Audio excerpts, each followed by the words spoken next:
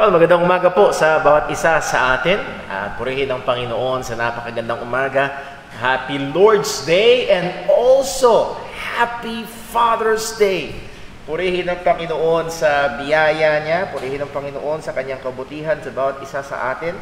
And in my preparation ho sa atin hong pag-aaralan mamaya, sa atin hong Sunday morning worship service, ay nagbasa-basa tayo ng ilang mga aklat, and then also, not hindi buo, then ilang mga articles. At isa sa mga binibigyan diin doon is, how will you celebrate Father's Day when your father in earth is absent? Ano? Kung wala yung tatay mo sa laman dito sa lupa, or much more, ay yes, merong mga eksperyensya na yung tatay sa laman pa ang gumawa ng masama. Ano ho? At may pagdidiwang pa din ng Father's Day, at ang punto ay because we have a perfect Father in heaven. Amen? Ano man yung ating kalagayan, ay atin hong tignan ang atin hong Panginoon, ang ating Ama sa langit. And if we are truly believers, if we are truly in Christ, talagang pwede nating ipanalangin ng merong katotohanan, Our Father who art in heaven. Hindi lamang siya isang tradisyon o mga kataga na nakaugaliang saysayin, o hindi isang katotohanan sa buhay ng isang tunay na mananampalataya ng ating Panginoong Jesucristo. So welcome po sa ating Sunday morning service, maging sa ating mga kapatiran at kaibigan na katunghay sa live stream ng ating gawain ngayong umaga. Purihin ng Panginoon sa kanyang katapatan.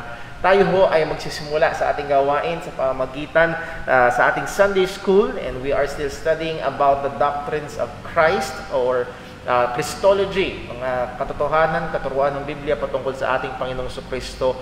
And to start our memory rolling is we are studying about the threefold office of our Lord Jesus Christ. He is our prophet, priest, and king. Pero bago tayo dumako sa ating review at pag-aaral, ating muna hiligan si Brother Gab upang pangunahan tayo sa pag-aawitan. Tayo po ay umawit ng Books of the Bible.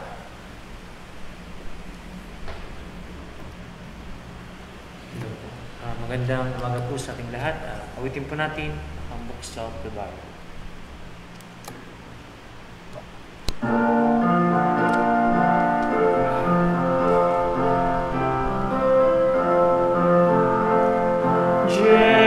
Genesis, Exodus, Leviticus, Numbers, Deuteronomy, Joshua, Judges, and First and Second Samuel, First and Second Kings, Chronicles,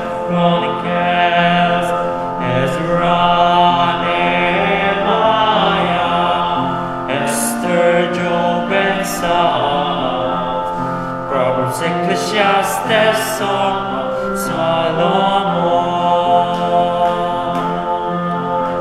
Isaiah, Jeremiah, Lamentations, Ezekiel, Daniel, Hosea, Joel, Amos, Obadiah, Jonah, Micah, Nahum, Habakkuk, Zephaniah, Haggai, Zechariah, and Malachi.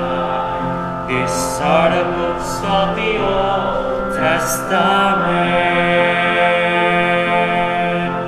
Matthew, Mark, Luke, John, Acts, Romans, First and Second Corinthians, Galatians, Ephesians, Philippians, Colossians, First and Second Thessalonians, First Timothy, Second Timothy, Titus, Philemon, Hebrews, James, First Peter, Second Peter, 3 John, Jude, and Revelation.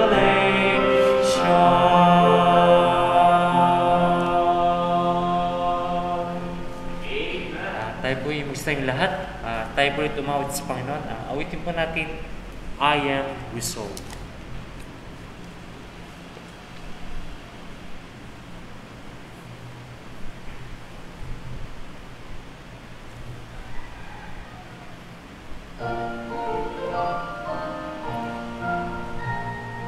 I am resolved no longer to linger, charmed by the world's delight. Things that are higher, things that are nobler, is have the Lord my side. I will hasten to Him, hasten so glad and free. Jesus, wait as I will come to Thee. I am resolved to go to the Savior, leaving my sin and strife.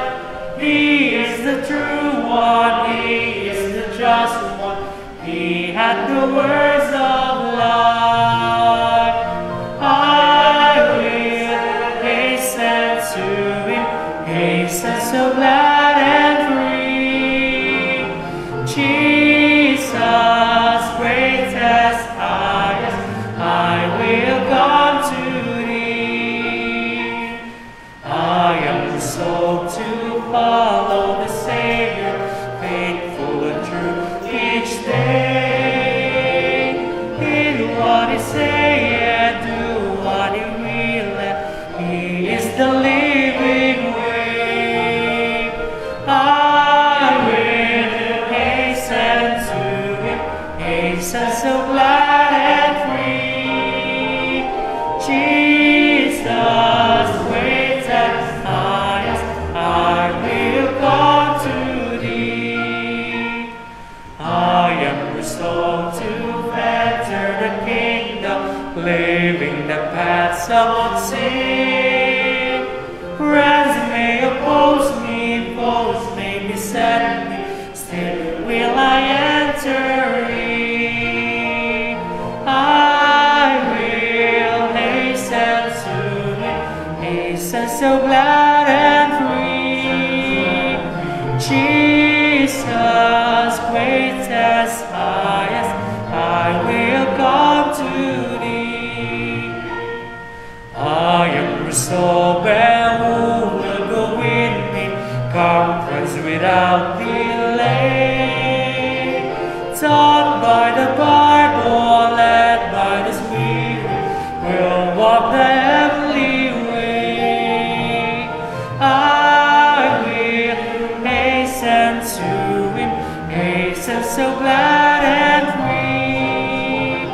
Jesus, greatest, highest, I will come to Thee. Magsipon po lahat.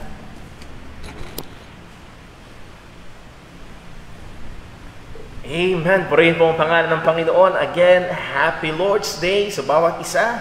And Happy Father's Day din. Purihin ng Panginoon. Tunay ay nakakagalak na meron po tayong ganito, though it is considered a secular holiday, but it is also very much true sa salita ng Panginoon, give honor to whom honor is due. At bigyang parangal yung mga karapat-dapat parangalan, and we see it fit also na bigyang parangal ang mga ama ng tahanan, ng mga magulang. Last month, it was the mothers. And today, during the month of June, is the Father's Day. At purihin na ang Panginoon. Nevertheless, again, this will only fall under the Lord's Day. Una pa rin ang ating pagsamba sa Panginoon. Una pa rin ang ating pagpupuri, pagpapasalamat. We have said kanina, sa ating pasimula ay sa ating Ama na sa langit. If we have time to give honor to our fathers here on earth, sa ating mga ama ng tahanan dito sa lupa na hindi perpekto, but so much more na ating kailangang pasalamatan, parangalan, sambahin ang ating perpektong Ama sa langit. So, purihin ng Diyos. Salamat sa bawat isang naririto. Again, sa ating mga kapatiran at kaibigan na katunghay sa live stream ng ating gawain. Welcome po at salamat sa Diyos sa inyong presensya. Tayo'y dumako sa ating pag-aaral. Again, we are continuing our studies about the doctrine of Christ. or Christology, at particularly binibigyan pansin natin ho ngayon ang gawain ng ating Panginoong Jesucristo. Last or 2-3 Sundays ago, sinimulan natin ang pag-aaral patungkol sa kanyang gawain, particularly centered on the cross, His substitutionary work, His person and work, ang kanyang gawain ng pagliligtas, at siya'y namatay sa krus at muling nabuhay para sa atin. But we are looking at a more detailed look sa konsiderasyon sa gawain ng ating Panginoong Jesucristo, at madalas kapag kung tayo ay magbabasa ng mga theology books about the work of Christ, ay ina-approach ang pag-aaral sa pamamagitan ng pagtingin dito nga sa tinatawag na threefold office of our Lord Jesus Christ. And let me just quote a very good theologian, si G.C. Berkouwer. Ang sabi niya, Christology does not speak of the threefold office because it wishes to force the work of Christ into a special scheme. Ano ibig niya sabihin? Hindi natin sinasaysay ang threefold office dahil gusto lang nating merong threefold office. Hindi natin ito pinapuwersa. Kung hindi, as he have said, but because of the testimony of Scriptures. Kapag pinakinggan natin ang patotoo ng salita ng Diyos tungkol kay Kristo, makikita natin na ang gawain ng ating Panginoong Kristo nga ay maaaring ilagay sa tatlong kategorya na ito: His work as a prophet, priest, and king.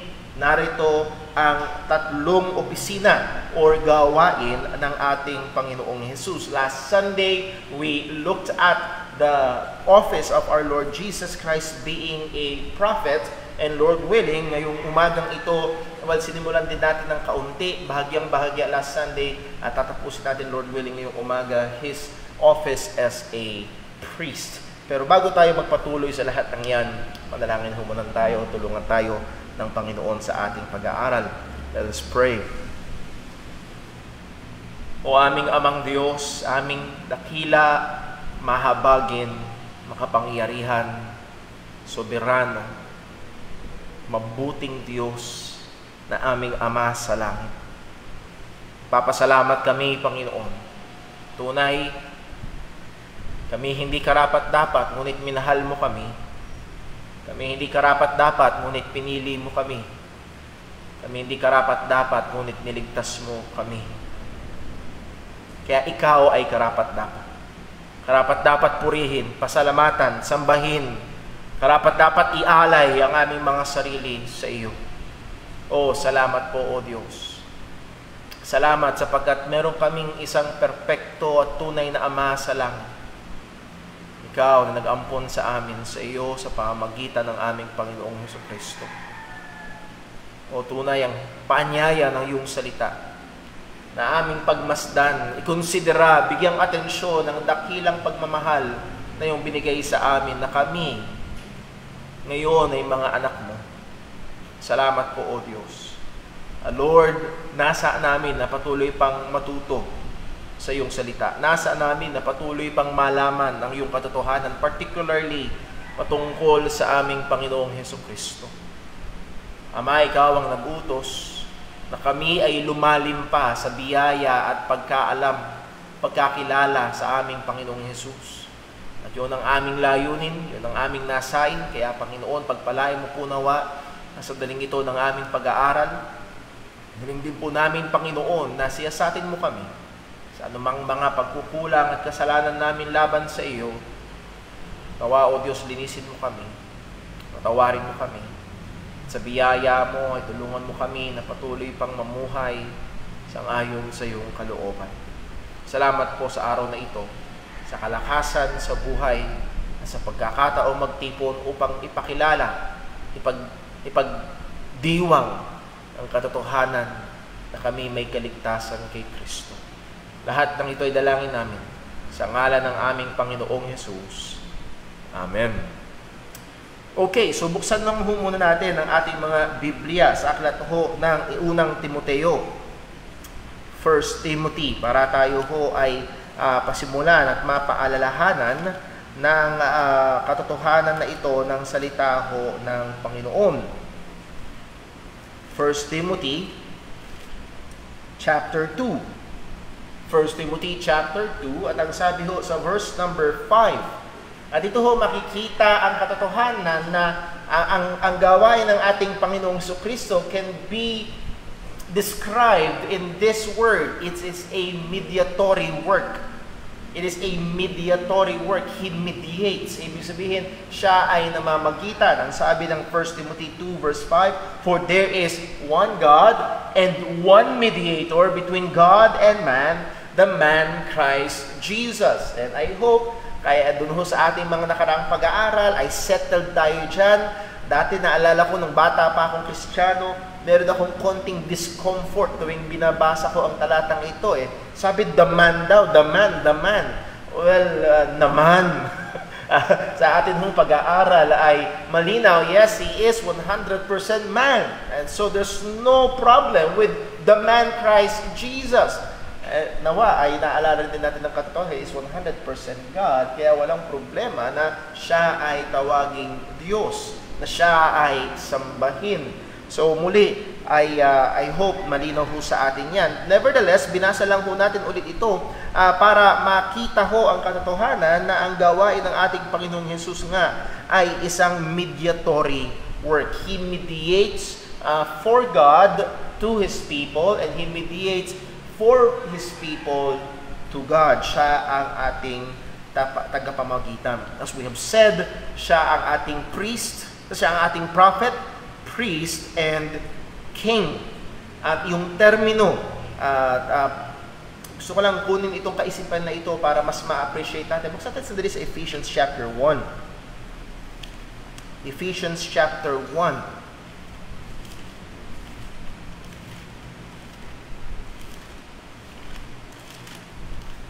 Ephesians chapter 1, simulan ho natin sa verse number 3. Or ating basahin ang verse 3. Ang sabi ng salita ng Panginoon, Ephesians 1 verse 3, blessed be the God and Father of our Lord Jesus Christ, who had blessed us with what? With all spiritual blessings. So all Christians are blessed with all spiritual blessings. Hindi mas marami yung spiritual blessings kay Brother Paul, dahil si Brother Paul ay pastor. No. We are all blessed with all spiritual blessings. Iba-iba lang yung ating panawagan, iba-iba lang yung kalooban ng Diyos sa atin na tungkulin na kailangan nating gampanan, iba-iba yung ating gifting na binigay ng Diyos para gawin yung kanyang kalooban na kasaan kanya tayo tinawag. Pero we are all blessed with all spiritual blessings. At ang gusto kong diinan ho dyan ay ang sabi, in heavenly places, and then sinabi ni Apostol Pablo, in Christ. So all of these spiritual blessings is found in Christ. And that word in, it's a locative word pertaining in the sphere of, or inside of, na kay Kristo Jesus lamang. At bakit natin ito binanggit? Anong punto nito? Again, makikita natin na lahat ng mga spiritual na pagpapala ng Diyos is given to us through the mediation of our Lord Jesus Christ. Sa pamamagitan pa rin ng ating Panginoong Jesucristo. So whatever spiritual blessings we have, ay atin hong maaaring ipagpasalamat at lalong magtulak sa atin sa pagpupuri sa ating Panginoong Jesus. So again, what are these three mediatory offices? Prophet, he mediates to us God's revelation, or particularly God's word. Priest, he mediates to us God's righteousness. And then king, he mediates to us God's rule. So these are the threefold office of our Lord Jesus Christ. At para mas magkaroon tayo ng punong pagkaunawa o buong pagkaunawa tungkol sa gawain ng ating Panginoong Kristo, ay kailangan ating makita at unawain at tanggapin itong tatlong opisina na ito ng ating Panginoong Jesus. Kagaya nga ng babala ni Michael Horton na isang maayos na theologian, ang sabi niya ay mag-iingat tayo na putol-putulin. Gawin nating parang longganisa na pinutol-putol. At basta ito lang gusto ko, siya lang ang aking priest. Well, ito lang ang gusto ko, siya lang ang aking king. Well, ito lang ang... No. We should take all of this together. Ito ay magkakasama. So una, reviewin natin mabilis. He is our prophet. He mediates to us God's revelation, particularly God's Word. Sa Lumang Tipan, if you remember, tingnan natin, ang Panginoon ay nakikipag-usap sa kanyang mga tao through prophets. Tumatawag siya ng mga lalaki at sinasabi niya ang kanyang kalooban, ang kanyang salita sa kanila upang itong taong ito ay sasabihin yung kalooban ng Diyos sa mga tao ng Diyos. Isa sa mga pinakakilala at pinakamataas ang tingin na propeta sa Lumang Tipan ay walang iba kung hindi si Moses. At ano ang pinakatanyag na salita ng Diyos na imediate ni Moses sa mga tao ng Panginoon? Walang iba kundi ang mga kautusan ng Diyos. Right? Binigay ng Diyos ang kanyang 10 commandments kay Moses at si Moses ibinigay ito sa mga tao. Now, para lang mas maunawaan natin ng kaunti, magkaroon tayo ng mas tamang idea, ang propeta ay hindi lang basta nagsasaysay ng mangyayari sa hinaharap. Nakuha niyo ba? Sapagkat yun ang madalas, para bang manghuhula ang dating ng propeta sa Lumang Tipan na lagi lang mga future events. No, they mediate God's Word. Kung yung sinasabi ng Diyos ay kautusan niya, sasabihin yun ng propeta. Kung ang sinasabi ng Diyos ay yung hatol niya, sasabihin yun ng propeta. Kung sasabihin ng Diyos yung gagawin niya sa hinaharap, sasabihin yun ng propeta. Okay? So yun ang gawain ng propeta para isa-isayin, sabihin, ibigay ang revelasyon ng Panginoon. And kauna-unahan nga kumbaga prophet par excellence ay walang iba kung hindi si Moses. At si Moses mismo ang nagsabi sa Deuteronomy 18:15 na merong ibabangon, merong darating na propeta na mas dakila sa kanya at walang iba ito kung hindi ang ating Panginoong Hesukristo. Buksan natin sa Book of Acts. Tinignan natin to last Sunday, Acts chapter 3, verse 22. And here is Apostle Peter saying na ang katuparan ng hula na yon sa Lumang Tipan sa Deuteronomy chapter 18 ay walang iba kung hindi ang ating Panginoong Jesus. Anong sabi? Verse 22, Acts 3, verse 22. For Moses truly said unto the fathers, a prophet shall the Lord your God raise up unto you of your brethren like unto me. Him shall ye hear in all things, whatsoever he shall say unto you, and it shall come to pass that every soul which will hear that prophet shall be destroyed from among the people. Oh, wow!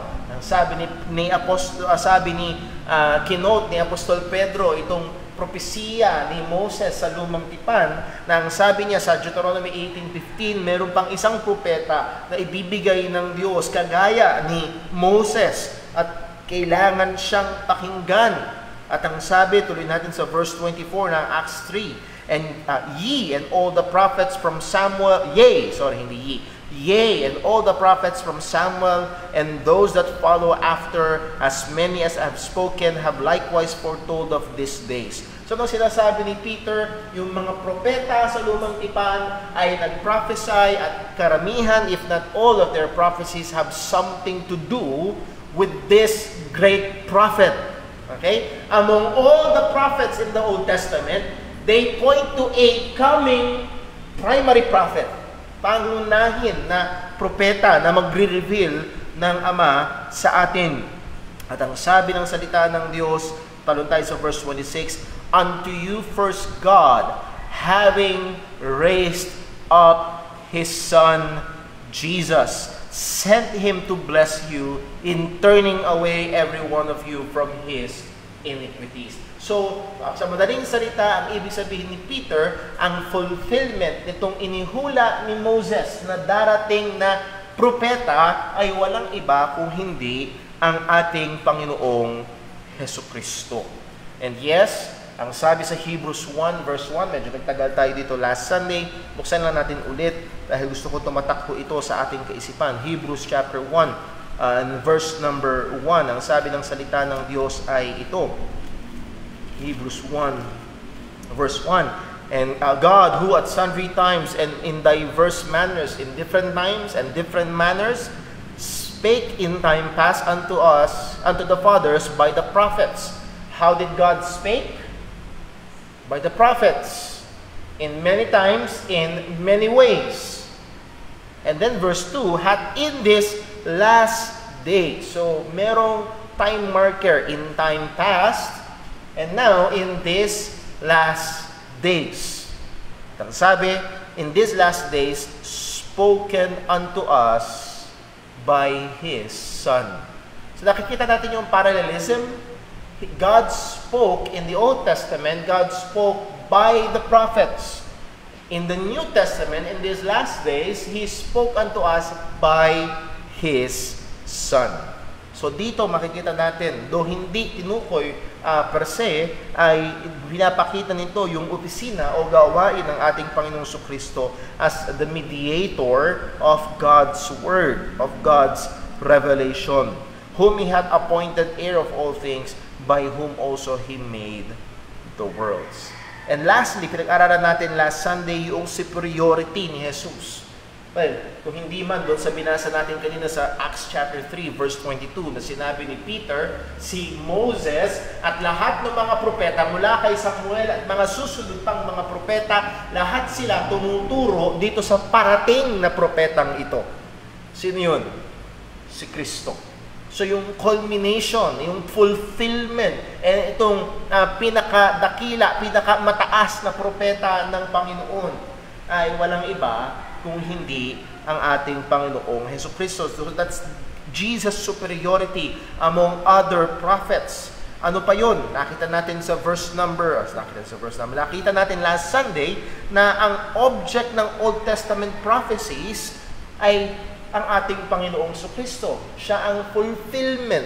Yung mga propesiya ni Isaiah, ni Jeremiah, ni Moses, as we have seen, all of this culminates or it has its fulfillment in our Lord Jesus Christ.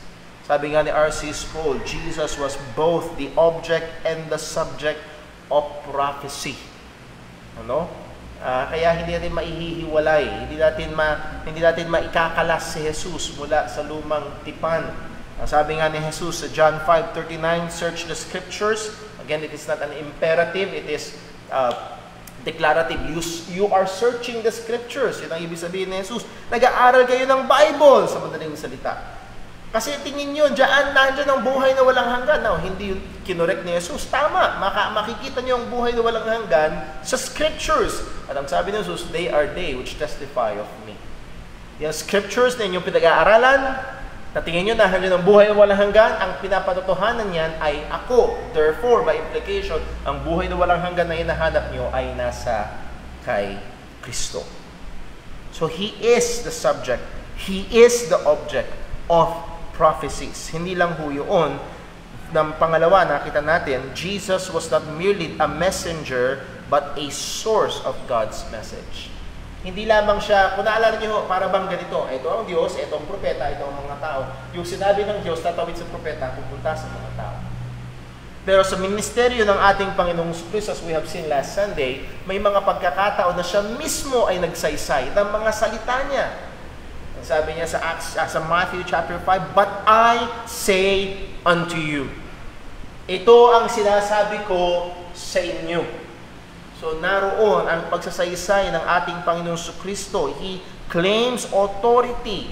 He claims to say God's word. In Jesus' own prophetic statements, the kingdom of God and His role within the coming kingdom are major themes. A principal activity of a prophet was to declare the Word of God. Jesus not only declared the Word of God, He is Himself the Word of God. Jesus was the supreme prophet of God, being God's Word in the flesh. And that is R.C. Sproul. So siya ay higit pa sa mga propeta ng lumang tipan.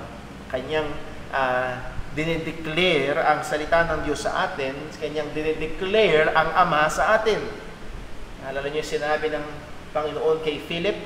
Sabi ni Philip, "Evermore, Lord, show us the Father." Anong sabi ni Jesus? "Philip, di ba tayo matagal na magkasama? At hindi mo alam na nakakita sa akin ay nakakita sa Ama." He declares the Father. So the superiority of Christ's office as prophet. So yes, siya'y prophet, pero hindi lang siya basta katulad. May pagkakahalin tulad, pero hindi lang siya basta katulad, kung hindi mas dakila at mas mataas kaysa sa ibang mga propeta sa lumang tipan. So ngayon namang umagang ito, puntahan ho natin yung ipangalawang opisina ng ating Panginoong Yesus o yung ikalawang gawain niya, which is His office as a priest. As a priest. And bilang isang saserdote or priest, He mediates God's righteousness. Kanyang, siya yung namamagitan sa katwiran ng Panginoon. Pero para mas maunawaan ho natin ito, kailangan natin ng konting Old Testament background patungkol sa gawain ng priest. Old Testament religion, dealing with God, involves the mediatory office of the priest. Kung naalala niyo pag-aaral natin last Sunday, ang mga tao, ang mga Hudyo, hindi basta-basta nakakalapit sa Diyos. Dumadaan sila sa priest. Hindi sila basta-basta nakakapag-alay sa Panginoon. Yung mga iaalay nila, dumadaan sa priest. So, nahandoon ng pakikipamamagitan ng priest at mga tao at sa Diyos. Well, ang tanong bakit? Bakit pa kailangan dumaan sa priest? Di ba anti-red tape na? Tagalin na yung maraming mga kung anong dinadaanan. Dapat mas mabilis na ang proseso. Bakit pa kailangan dumaan sa priest? Well, bakit nga ba? Isaiah 59. Buksan natin ating mga Bible sa Isaiah 59. Isaiah 59 verse 2. Again, we can go to many verses in the Bible, pero ito ay tingin ko nagpipinta sa atin ng napakaklarong larawan. Bakit kailangan dumaan sa priest? Isaiah 59 verse 2. But your iniquities have what? But your iniquities have separated between you and your God, and your sins have hid His face from you, that He will not hear. Yun daw ating mga kasalanan ay pinakipaghiwalay tayo sa ating Panginoon. And that is the case. Bakit kailangan ng priest? Dahil ito ang katotohanan. Ang Diyos ay banal, ang tao hindi. Bakit kailangan ng priest? Ang Diyos ay matuwid, ang tao hindi. Kaya kailangan ng tagapamagitan. Dahil merong hidwaan sa pagitan. Merong hindi pagkakasundo. Ang taong makasalanan ay ayaw sa banal na Diyos, at ang banal na Diyos ay napopuot sa taong makasalanan. So hindi po pwedeng dumirekta, merong kinakailangang mamagitan.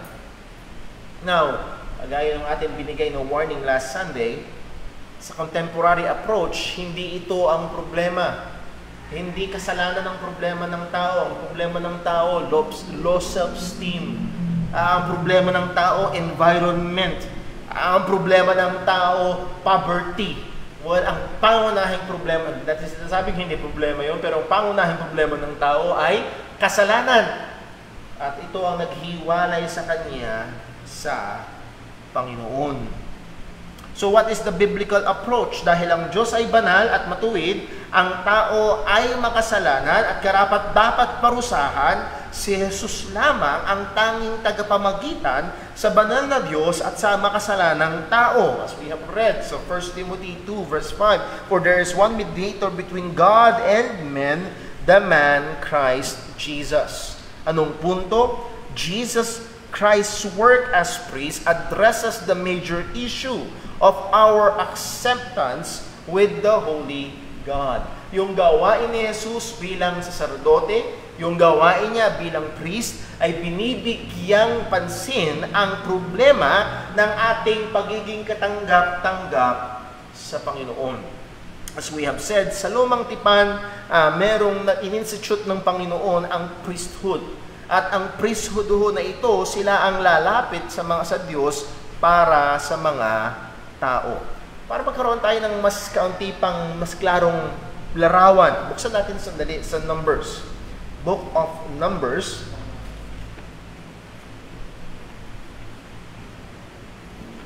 Numbers chapter 16 and verse 8.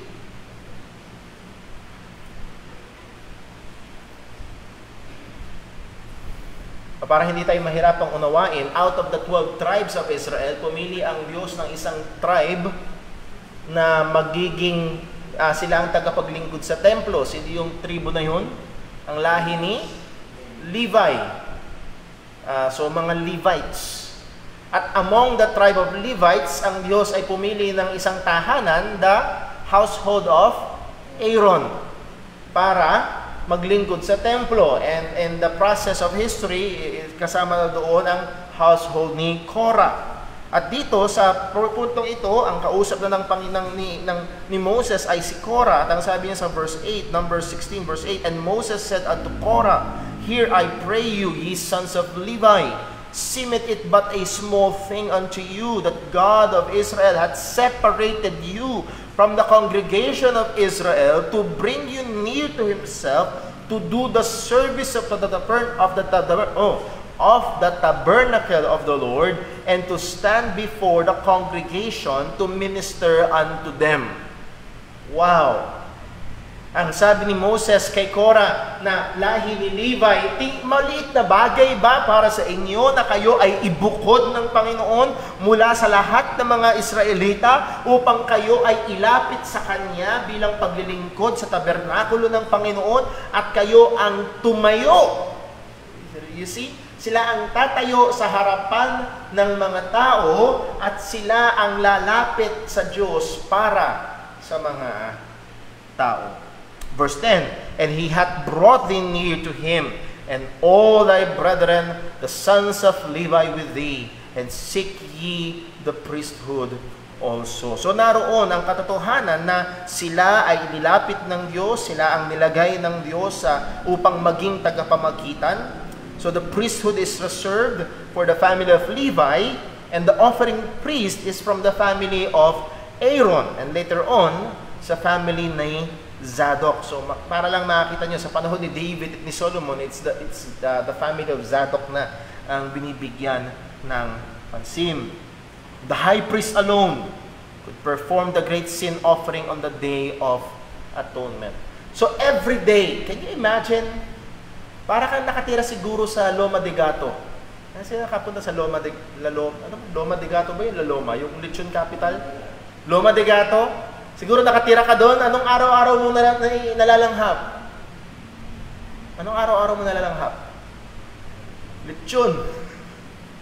Lechon, everyday ang naaamoy mo. Can you imagine? Everyday, ang mga priest na ito, everyday ang mga tao nagdadala ng mga hain, gigilitan nila, patuloy ng dugo, iahain nila sa apoy, at napakadami pang mga hain na gagawin. But, once a year, merong espesyal na paghahain. Napapasok dun sa pinakabanal na dako, ang high priest. At ito yung tinatawag na Day of Atonement. Ito ang Diyos mismo ang nagbukod, Leviticus 23 verse 27, and also on the 10th day of this 7th month, there shall be a day of atonement. It shall be an holy convocation unto you, and ye shall afflict your souls and offer an offering made by fire unto the Lord. So it's a particular day. It is a special day na kung saan mag-aalay sila, at itong alay na ito ay para sa lahat ng mga tao at iaalay dun sa pinakabanal na dako. Now, muli, pininta lang natin sa Lumang Tipan. Sa Lumang Tipan, hindi ka basta-basta pwedeng pumunta sa templo. Basta dadalhin ko yung alay ko sa templo. Iaalay ko dun. No. Dadalhin mo yung alay mo sa templo at ibibigay mo dun sa priest. At iaalay nila sa Panginoon para sa iyo. sila ang namamagitan. Now, punta tayo sa bagong tipan. In what way Christ mediates, in what way Christ serves as our high priest. Again, in a very familiar verse about isa sa atin, ang sabi ni Jesus, John 14 verse 6, Jesus saith unto him, I am the way, the truth, and the life. No man cometh unto the Father but by me. So ito na yung bagong tipan, ito na yung bagong paraan, bagong daan, hindi dating daan, bagong daan. Dati dumadaan sila sa priest, ngayon ang sabi ni Jesus, walang makakalapit sa Ama kung hindi sa pamamagitan ko. Anumang pag-aalay, anumang pagsamba, anuman ang ating paglapit sa Ama ay sa pamamagitan ng ating Panginoong Kristo. And again, we are reminded, why do we pray in the name of Christ? Hindi yun magic word, parang abracadabra. Hindi yun keyword, hindi yun password, kung hindi dahil siya ang ating priest, siya na mamagitan sa atin sa Panginoon. We come in the name of Christ. Sa Ephesians chapter 2, buksan lang po natin. Ephesians chapter 2. For the sake of time, hindi natin mababasa ng buo.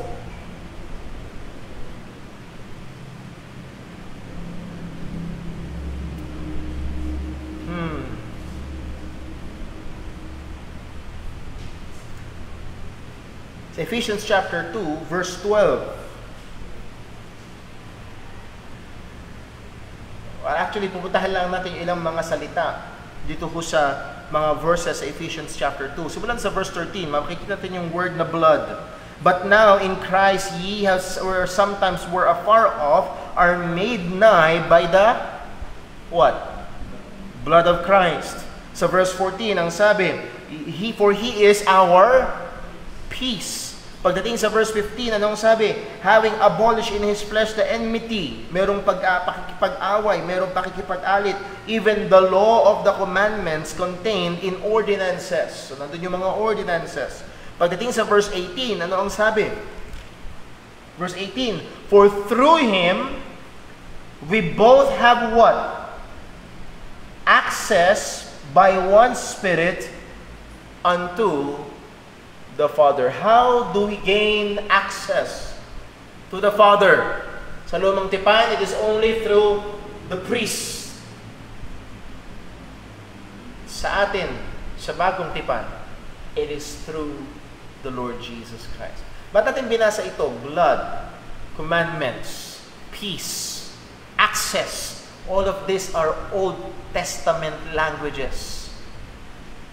At yung nagbabasa nito ay maiisip yung ginagawa doon sa templo na pag-aalay ng dugo at makapagdadala lang noon, ang access lang ay through the priest. At yun na makapagpapahupa ng galit ng Panginoon upang huwag silang puksain dahil sa kanilang kasalanan, makapagtatakip ng kasalanan. So muli, pinupunto pa rin ito. It's not saying directly, but it points to the priesthood of our Lord Jesus Christ. Well, Brother Paul, lahat ng ating binasa ay tila baga, nagtuturo. Wala bang direktang nagsasabi? Meron ho. Pero pinuntahan lang natin yun para makita natin na yung ebidensya sa bagong tipan is hindi ito mga mangilang-ilang talata na tinahi lamang para palabasin ng doktrina, kundi ito talaga ang tinuturo ng salita ng Panginoon. Para mas magkaroon tayo ng mas malinaw na pagkaunawa, magandang basahin natin ang Book of Hebrews. Dahil sa Book of Hebrews, isa sa mga binibigyang pansin ay ang kadakilaan ng ating Panginoong Kristo at isa sa mga ididiin nito ay ang kadakilaan ni Jesus over sa priesthood ng mga Levites ni Aaron. For the sake of time, buksan lang natin sa ilang mga piling talata, Hebrews chapter 8. Hebrews chapter 8. Hebrews chapter 8 verse 1. Anong sabi? Now, of the things which we have spoken, this is the sum. Ito na yung kabuuan. We have such an high priest who is set on the right hand of the throne of the majesty in the heavens, a minister of the sanctuary and of the true tabernacle which the Lord pitched and not man. For every high priest is ordained to offer gifts and sacrifices, wherefore it is of necessity that this man have somewhat also to offer. Anong sabi? We have a high priest. Yung high priest natin ay wala doon sa templo o sa tabernacle sa Jerusalem. Yung ating high priest ay nasa tabernacle sa kanan ng Ama. At siya ang namamagitan para sa atin. Talon tayo sa chapter 9 ng Hebrews verse 11. Sino itong high priest na ito na nasa kanan ng trono ng Ama? Verse 11 ng Hebrews chapter 9. But Christ being come or having become an high priest of good things to come by a greater and more perfect tabernacle, not made with hands, that is to say, not of this building, neither by the blood of goats and of calves, but by his own blood he entered in once into the holy place, having obtained eternal redemption for us. Woo! Kailangan ko magpigil na huwag mag-preach. Na-imagine nyo, naalala nyo, sa Day of Atonement, every year, yung high priest ay papasok sa Holy of Holies at mag-aalay ng dugo every year for hundreds, if not thousands of years. Si Kristo, minsang pumasok sa holy place. Daladala hindi ang dugo ng hayop kung hindi yung kanyang sariling dugo. At inialay niya yun sa atin at ang sabi ng salita ng Panginoon, He obtained what? Eternal redemption. Walang hanggang pagkatubos. So, hindi na kailangan ulitin yun taon-taon. Kaya ho, walang saysay yung ginagawa sa Roman Catholic Mass na transubstantiation na yung dugo ni Kristo ay iniaalay muli sa altar. Hindi kailangan. Dahil minsan niya lang inialay ang kanyang sarili at ito ay tumubos, nagbigay o nagbayad ng walang hanggang katubusan para sa mga sumasampalataya. So siya ang priest at siya rin ang offering. Siya ang pumasok at nag-alay ng kanyang sariling dugo. Sa Hebrews chapter 9 verse 24, again, nandiyan na rin naman tayo sa Hebrews para mas ma-appreciate pa natin ang katotohanan ito. Hebrews chapter 9, verse number 24. Ang sabi ng salita ng Panginoon, For Christ is not entered into the holy place made with hands, which are the figures of the true, but into heaven itself, now to appear in the presence of God for us. Ayaw kong ma-miss nyo yung sinabi doon sa verse number 22. And verse 24. For Christ is not entered into the holy place made with hands. Alin yung holy place made with hands? Yun yung templo doon sa Jerusalem. Yung templo na nahandun sa Jerusalem, ginawa ng mga kamay ng tao at ang sabi diyan, which are the figures of the true. Kumbaga, yaan ay anino lamang. Merong isang totoong tabernakulo. At doon pumunta ang ating Panginoong Jesucristo, doon siya pumasok, at ang sabi ng salita ng Panginoon, but into heaven itself to appear in the presence of God. Sa tabernacle, bumababa ang presensya ng Diyos, yung Shekinah glory. Sa langit, nahandun talaga ang presensya ng Panginoon at doon pumasok si Kristo. At ang sabi ng salita ng Diyos, sa verse number 24, in the presence of God, oh praise the Lord, for us. Pumunta siya sa presensya ng Diyos Ama sa langit. Can you imagine? Para sa atin. For us. Verse number 25. nor yet that he should offer himself often, as the high priest entereth into the holy place every year with the blood of others. Kasi sabi natin kanina, hindi niya kailangan gawin ito ng madalas. Kagaya ng high priest, taon-taon pumapasok, dala-dala ang dugo ng iba, dugo ng ibang hayop. Pero ang sabi sa verse 26, for then must he often have suffered since the foundation of the world, but now once in the end of the world hath he appeared to put away sin by the sacrifice of himself. Once. Inalay ni Jesus ang kanyang sarili. Verse 27, and as it is appointed unto men once to die, but after this the judgment, so Christ was once offered to bear the sins of many, and unto them that look for him shall he appear the second time without sin unto salvation. So Christ was once offered to bear the sins of many. So again, binibigyan din dito yung ganda, yung kadakilaan ng pagiging saserdote ng ating Panginoong Jesucristo para sa atin. Siya ang lumarap sa Ama at nag-alay ng kanyang sariling dugo. Sa chapter 10, Hebrews chapter 10, verse 11, and every priest standeth daily, ministering and offering oftentimes the same sacrifices which can never take away sins. Again, ito yung sinasabi natin, merong once a year, and then merong daily sacrifices. And they are repeating that every day. And then yung sacrifice ng holiest every year, the Day of Atonement. Pero sabi sa verse 12, but this man, after he had offered one sacrifice for sins, forever sat down on the right hand of God. Nakita niyo yung contrast? Sa verse 11, ang sabi, and every high priest standeth daily.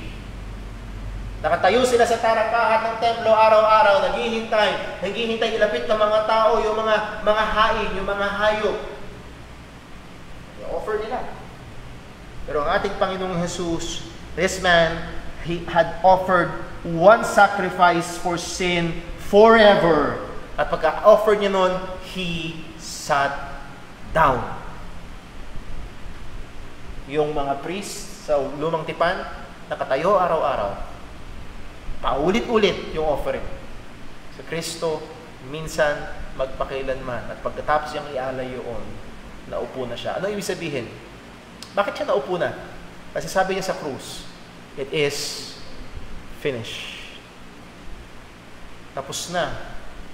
Wala nang alay na iba. Kaya nga ang sabi ng Hebrews chapter 10, kung tatalikuran mo ang alay na ito, sa verse number 6, for if we sin willfully, at yung sin dito is apostasy, if you will reject Christ, kung tatalikuran mo, tatanggihan mo yung ginawang pag-aalay ni Kristo, tatalikuran mong pananampalataya kay Jesus, ang sabi ng writer ng Hebrews, after we have received the knowledge of the truth, there remaineth no more sacrifice for sins. Wala nang haig na titira para sa kasalanan. Bumalik ka man doon sa templo, tapos na yun. Expired na. Jesus Christ is the last high priest. He is the only para sa mga mananampalataya ng Panginoon. Now, I got carried away doon. Pero nais ko lang sabihin is, let me ask the question, ikaw ba ay sumampalataya na kay Kristo? O baka mamaya hanggang ngayon sa daling ito, nagtitiwala ka doon sa pang-araw-araw mong iniaalay sa Panginoon. Yes? Pero mga tao, yun pa rin ang pinagtitiwalaan, yung araw-araw nilang iniaalay sa Diyos na kanilang kabaitan. I have often talked sa mga tao na sinasabi, nagpe-pray naman ako gabi-gabi. Na yun yung iniaalay nila sa harapan ng Diyos, yung prayer nila gabi-gabi, at yun ang magpapaging dapat sa kanila sa Panginoon. No. Ang tanging alay na magpapaging dapat sa atin sa Diyos at maghuhugas ng kasalanan ay walang iba kundi yung inalay ni Kristo. Liban na ikaw ay magsisi at sumampalataya kay Jesus, ang naghihintay sa iyo ay ang puot ng Diyos. Now, there are two components ng priestly mediation ng ating Panginoong Hesukristo. Ang mga theologians ay kinategorize ito sa dalawa. Una, the active obedience, and then pangalawa, the passive obedience. The active obedience, and then pangalawa, the passive obedience. Ano itong active and passive? Pag sinabing active, gumagawa. Pag sinabing passive, ito ay bagay na ginagawa sa kanya. Halimbawa, yung verb ay active, ikaw ang gumagawa noon. Pag yung verb ay passive, ito ay ginagawa sa'yo. So, tingnan ho natin, ano ibig sabihin itong active and passive obedience ng ating Panginoong Hesukristo?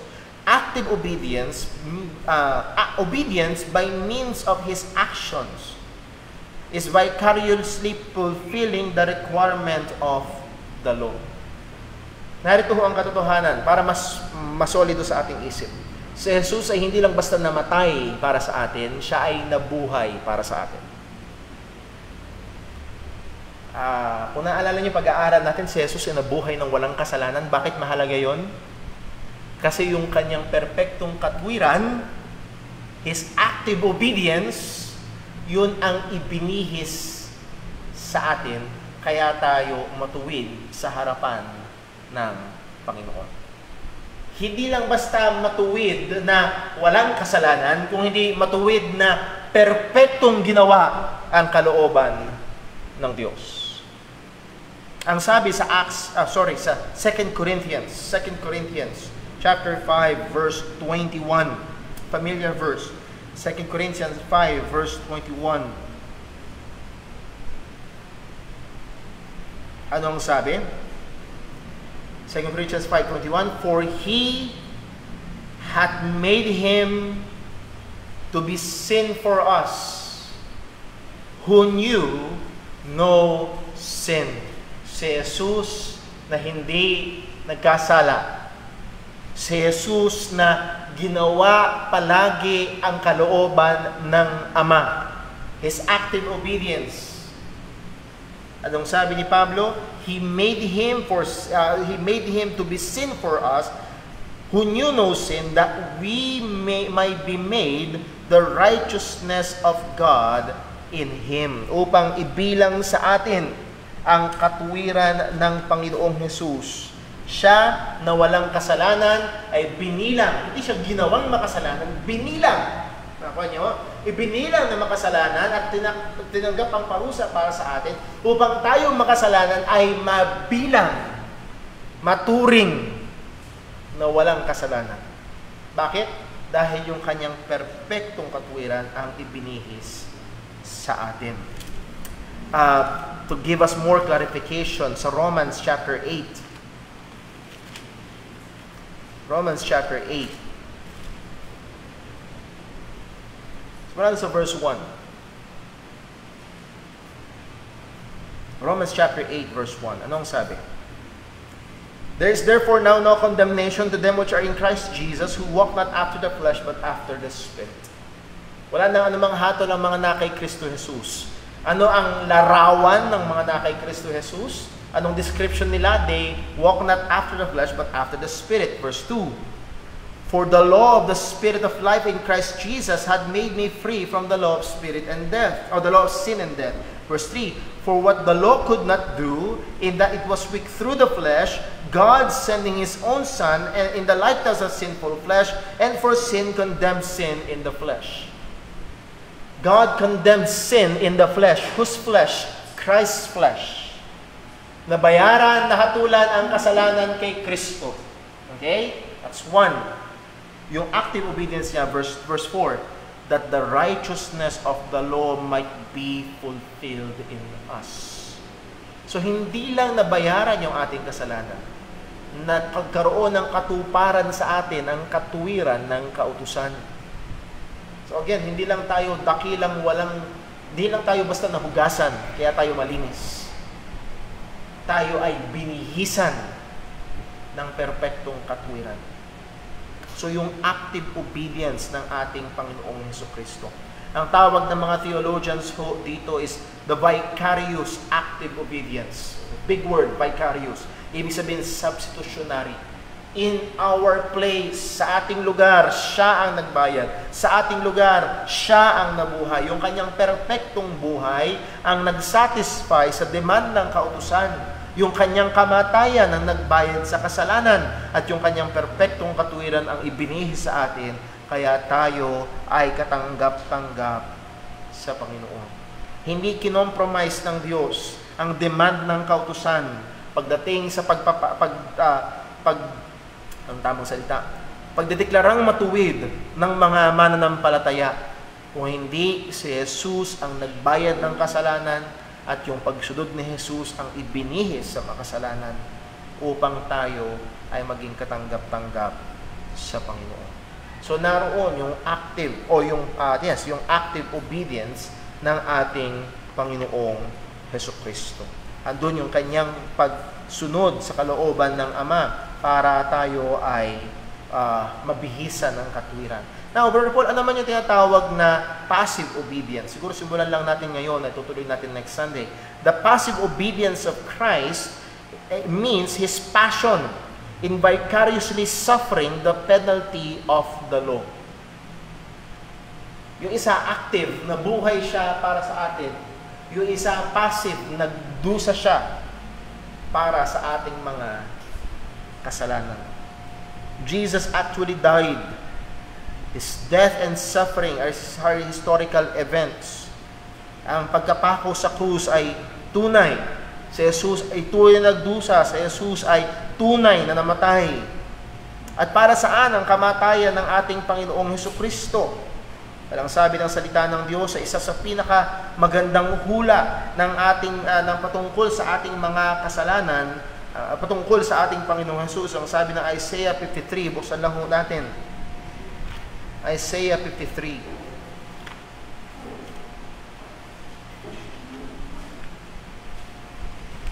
Verse 5 and 6, anong sabi? All we like sheep have gone astray. We have turned every man in his own way, and the Lord had laid on Him the iniquity of us all. Ibinilang, ikinarga sa Kanya ng Panginoon ang kasalanan nating lahat. And then pagdating sa verse number 6, verse 5. Nauna ko yung verse 6. Verse 5, but He was wounded for our transgressions. He was bruised for our iniquities. And the chastisement of our peace was upon Him, and with His stripes we are healed.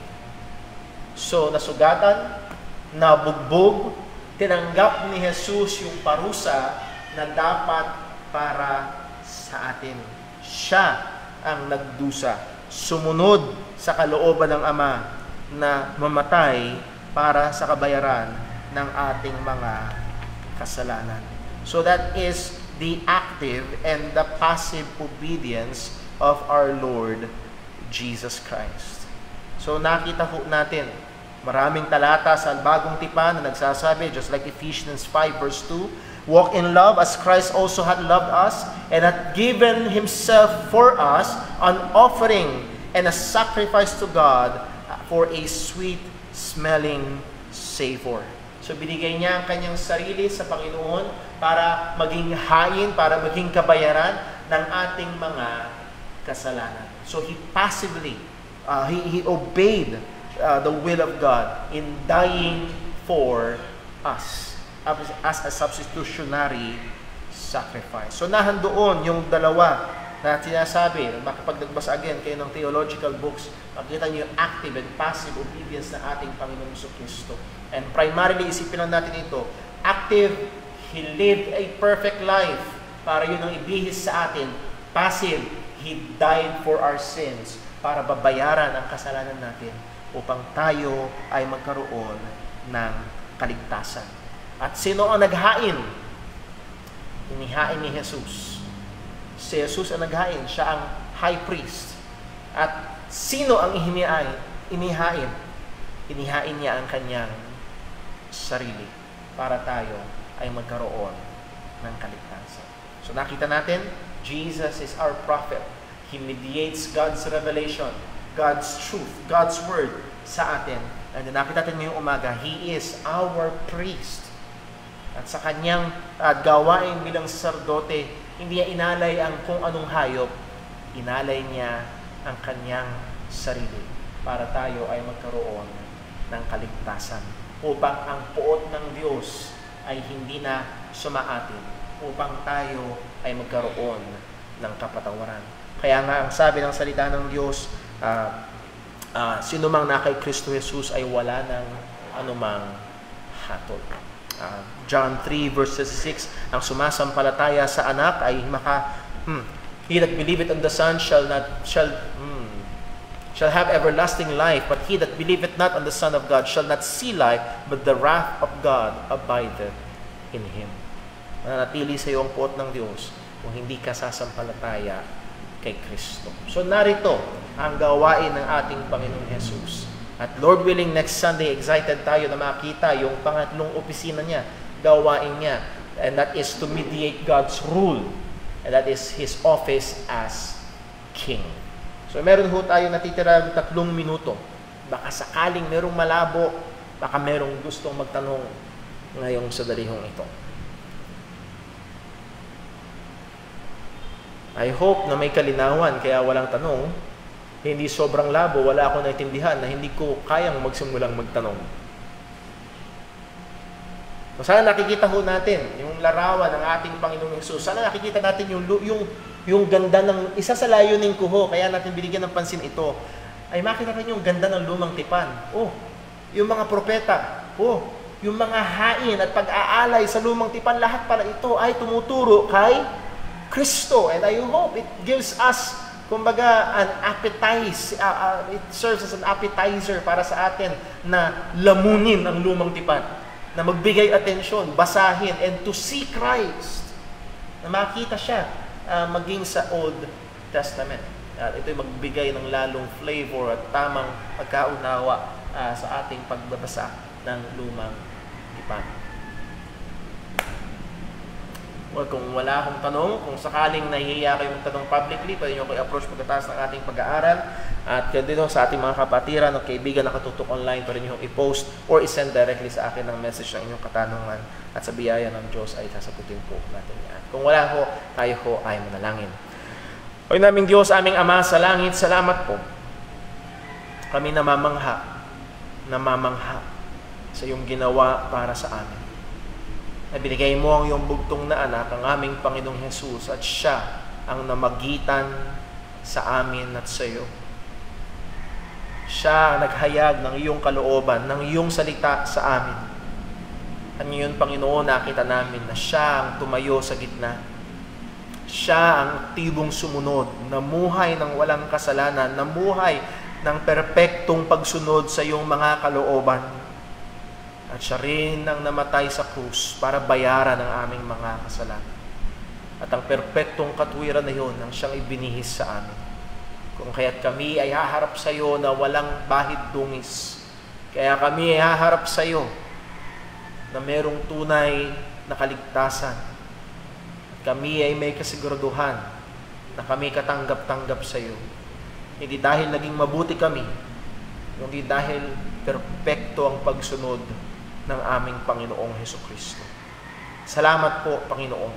At dawa hindi ito nagbigay lamang ng dagdag na impormasyon sa amin.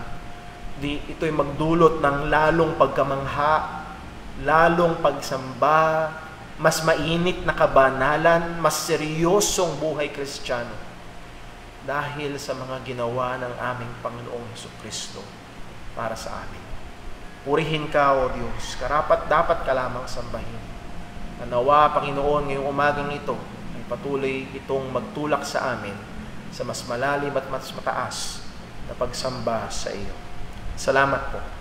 Lahat ng ito ay dalangin namin sa ngalan ng aming Panginoong Hesukristo. Amen. O dadako ho tayo sa ating 15-minute break. Muli ho, advance. Happy Father's Day. Happy Father's Day sa bawat ama ng tahanang naririto. Pakihintay nyo lamang mga tatay, meron ako ibibigay ho sa inyo. At tayo ho ay dadako sa ating break time again. Meron tayong konting refreshments dyan sa likuran. Panatilihin natin ang face mask, panatilihin natin ang physical distancing, at ang ating mga healthy safe protocols. God bless po. Tayo po ay mag-pray.